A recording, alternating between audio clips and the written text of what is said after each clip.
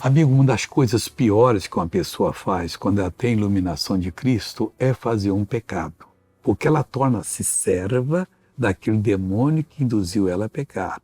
Olha o que diz Romanos capítulo 6, versículo 16.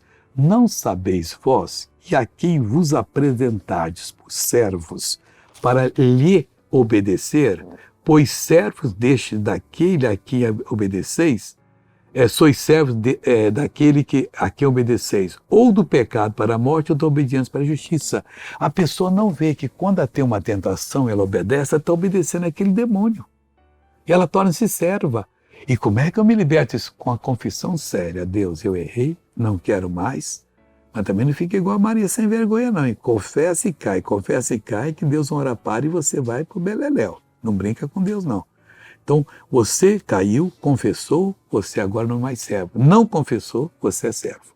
Deixa eu agora falar com você, ou melhor, essa pessoa contar uma bênção, eu já volto para orar com você agora. Uma dor no joelho, que eu subi a escada lá de casa, não aguentava subir, parecia que eu ia cair. Assim. Agora saiu tudo? Agora melhorou, agora sarou, ó. E eu tava com a dor nos dedos do pé também, não tava aguentando não, sabe? É a reforma sua hoje. Vai lá e desce que eu quero ver você descer lá. Desce lá. Andando bem, né, pessoal? Aí nem colocou a mão em nada. Agora só que subia, parecia que ia cair, sobe sem parecer que ia cair. Sobe aqui.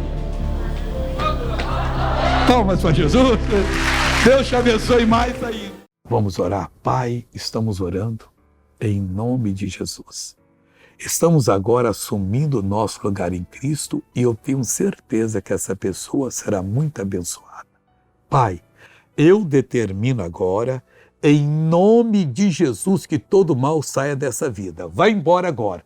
Estou repreendendo, estou mandando, desapareça, não pode voltar. Saia em nome de Jesus. E você diz amém. Tenha um bom dia e até amanhã.